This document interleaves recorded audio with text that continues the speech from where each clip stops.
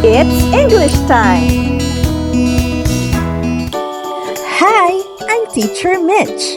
Come and join me as we learn English the easy way. Subscribe to my channel and hit the notification bell to keep updated with my latest uploads. Please also share and hit the like button if you appreciate my videos. Thank you! Kamusta kayo, Grade 8? We are now on week 6 of our English learning journey. There are still a lot to learn about Afro-Asian literature, kaya naman di ko na pahahabain pa. Let us now begin our today's session. Our target learning competencies for this video are: identify one's meaning and purpose in selecting the type of literary text for composition, and compose literary text using appropriate structure. And here are our lesson objectives. Identify the type of literary text to be written and published. Brainstorm ideas about Afro-Asian culture using graphic organizers. Meanwhile, our discussion will focus on the pre-writing stage. Let's take a quick review.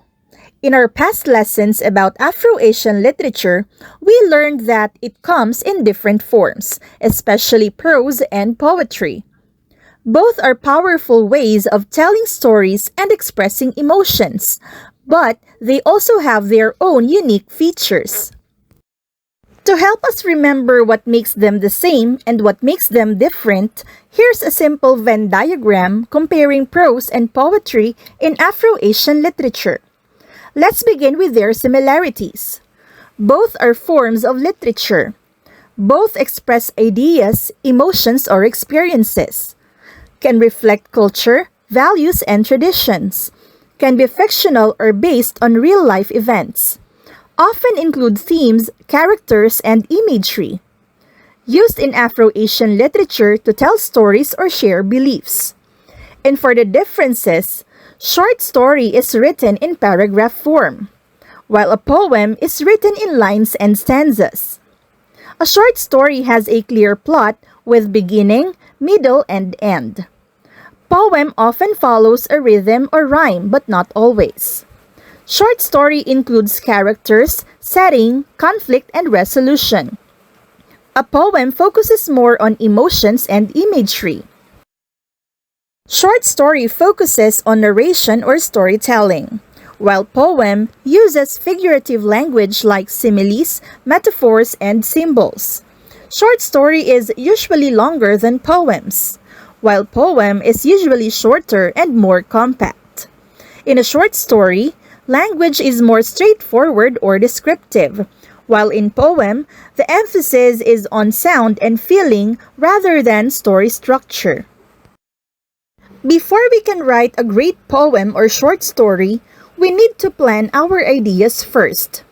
That's where the pre-writing stage comes in. Pre-writing is the first step in the writing process, and it includes two important parts: brainstorming and outlining. Brainstorming helps us come up with creative ideas, while outlining helps us organize those ideas in a clear and logical way. In this lesson, we will focus on these two steps to help us prepare for writing our own original literary text, whether it's a poem or a short story. Before writing anything for publication, whether it's a poem or a short story, you start by brainstorming ideas. Think of it like planting seeds. You need to collect lots of ideas before choosing the best one to grow into a strong, meaningful literary text. In Afro-Asian literature, cultural themes are central. When brainstorming, consider your cultural background or the cultures you're exploring. For example, traditions such as festivals, music, and rituals, languages or dialects, daily life experiences in families or communities, historical events or legends, values and beliefs. This helps your text reflect authentic cultural voices and rich, meaningful experiences. Once you have a list of ideas, evaluate them. Which idea feels most exciting or personal? Which best reflects cultural identity or themes? Which one can be expanded into a poem or a short story? Then, select the best idea to move forward. Next is outlining. After choosing your idea, create an outline. For a short story, break it into beginning, middle, and end. For a poem, note key images, emotions, and structure. This outline will guide your writing of an original literary text grounded in culture. Here's a quick recap. First, brainstorm many ideas rooted in Afro-Asian cultural experiences.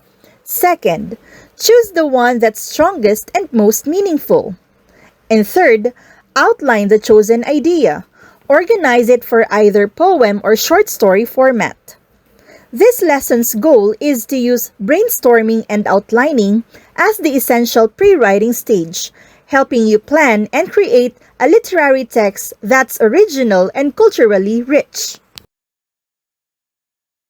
Now that we've explored brainstorming and outlining in the pre-writing stage, it's time to focus again on one of the most popular forms of literary writing, the short story. As we move forward in developing our original text, understanding the features and different types of short stories will help you decide how to shape your ideas into a strong and engaging narrative. What is a short story? A short story is a brief work of fiction that tells a complete narrative, often focusing on a single character, conflict, or theme.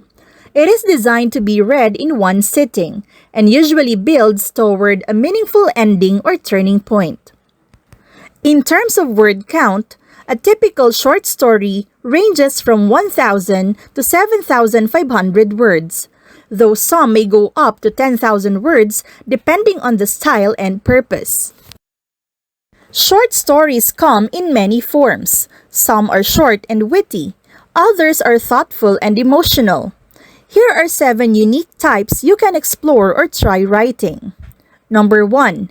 Anecdote. It is a brief personal story that shares an experience or lesson. Anecdotes are often funny, touching, or thought-provoking and usually come from real-life moments. For example, a student shares a story of how they once forgot their slippers on the day of Buwan ng Wika and ended up borrowing bakya from a classmate, learning the value of helpfulness and laughter in simple moments. Next is drabble. It is a very short story that is exactly 100 words long. It challenges the writer to be clear, concise, and creative. For example, she watched the mango sway. Lola said one would fall when she stopped thinking about it. She looked away. Thud. A mango hit her head. I told you, Lola laughed. Nature listens to patience. She peeled it, sticky fingers and laughter mixed. That was the last mango before Lola got sick. Now, under the same tree, she waits, not for mangoes, but memories. One falls. She doesn't move. Hi, Lola, she whispers. The wind carries her voice. Another mango drops. This time, she smiles. Nature, once again, had listened. Third is Feghut. It is a short story that ends with a pun or word play, usually in a humorous or silly way. It sets up a serious or dramatic tone, but the punchline surprises the reader. For example, a barangay captain investigates why all the chickens in the village are disappearing. He interviews people, follows clues, and even stays up all night in the chicken coop. In the end, he finds a talking goat. When asked why he took the chickens, the goat replies, I just wanted to be the go-to guy for eggs. Fourth is fable. It is a short story that teaches a lesson, often using animals or personified objects as characters. For example, a carabao and a manok or rooster argue about who's more important on the farm. The carabao works hard plowing the land, while the rooster just crows. One day, the rooster goes missing and no one wakes up to plant. The farm suffers. The story ends with a lesson: even the smallest voices play big roles. Flash fiction or microfiction. It is a complete story told in less than 1,000 words. It still has a character, conflict, and resolution, but is told quickly and effectively. For example, a jeepney driver in Manila finds a wallet left behind. Inside is 10,000 pesos and a note saying the money is for someone's graduation fee. The driver has a sick daughter and has no money for medicine. He stares at the note, torn. At the last stop, he hands the wallet to the nearest barangay office. He whispers to himself, "Honor is heavier than poverty." Another is sketch. It is a descriptive piece focused on mood, character, or setting, rather than action or plot. It paints a vivid picture in the reader's mind. For example, a sketch of a market scene in Divisoria. The loud bargaining, the colorful fabrics, the scent of dried fish, and the laughter of children playing near a taho vendor. The story doesn't move forward with action, but immerses the reader in the atmosphere. The last one is vignette. It is a brief and poetic scene that captures a moment, emotion, or image. It doesn't need a full plot, but leaves a strong feeling or impression. For example, a young girl watches her mother prepare suman for undas. The mother doesn't speak much, but each fold of banana leaf seems like a silent prayer. As steam rises from the pot, the girl feels the weight of tradition and quiet love. The story ends with her writing her grandmother's name on the offering plate, whispering, "Ma says you like the sweet kind." There are some common elements across all fiction writing, but short stories specifically feature a clearly defined mood or feeling. This can be a genre, humor, romance, or horror, an idea such as adultery, childbirth, or life lessons, or an emotion such as loss, grief, or joy. Or it can be a combination, as long as it is cohesive and the point is clear. 2. Clear, descriptive language that sets up the concept of the story quickly and without being superfluous. Third, a small cast of characters, including a main character and supporting characters who must serve a vital role in the story. 4. A strong point of view. Know from the beginning what it is you want to say with your short story. Ask yourself, what do you want people to feel or think as they read your story? Make sure this point of view is clearly reflected throughout the story. 5. Experimental elements. Short stories don't necessarily have to stick to traditional storytelling techniques, which means that you can feel free to play around with certain conventions. For example, while the general advice is that every scene in a short story should have a turn, shifting the emotional charge to its opposite. This doesn't have to be the case in a short story. Don't feel shy about breaking a few rules and see what works best for you. Just like short stories, poems can also reflect culture, tradition, and identity, but in a more compact and artistic form. What makes a good poem? A good poem is one that creates emotion. It makes the reader feel something, such as joy, sadness, awe, or wonder. Paints vivid imagery. It helps the reader see or feel what the poet is describing using sensory details. Use a strong word choice. Each word is carefully selected for sound, meaning, and impact. Has rhythm or flow. Whether it rhymes or not, the poem has a natural beat or movement. feels personal and authentic. A good poem reflects the writer's real thoughts or voice, leaves an impression. It may be short, but it sticks in your mind. Writing poetry may seem intimidating, but it becomes easier when you follow a clear process. Here's a simple guide to help you begin. First, pick your subject. Start by choosing something you want to write about. This could be a memory or feeling, a cultural event or tradition, a person, place, or object that means something to you, a moment in nature or daily life. For example, the sound of rain on a tin roof or how your lola makes suman during undas. 2. Choose the form. There are different types of poems. Choose one that fits your idea. Your poem could be a free verse, with no rules, no rhyme, or fixed structure. It could also be a haiku, consisting of 3 lines with 575 syllables. It can also be tanka, acrostic, or even rhyming couplets. Start simple. Free verse is great for beginners. 3. Find the words. Let your ideas flow. Don't worry about being perfect.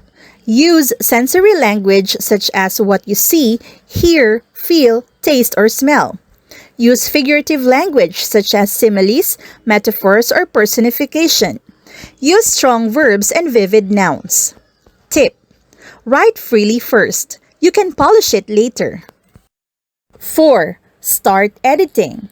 Read your poem aloud. Ask, does it sound smooth or awkward? Are there words you can improve or remove? Is the emotion clear? Try replacing dull words with stronger ones. Rearrange lines for better flow. 5. Ask for feedback. Share your poem with a classmate, friend, or teacher. What parts did they like? Did they feel the emotion or understand the message?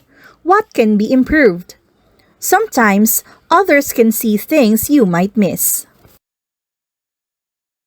Now, for the lesson activity, using the plot graphic organizer, write the first draft of the short story that reflects the culture of the Afro-Asian country. Write the culture which you want to highlight in the short story inside the plot triangle. Part B. Using the table as a guide, write the first draft of your poem by answering the questions.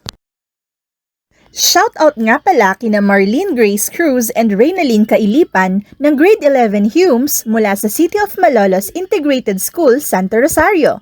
Thank you for always watching! Thanks for watching!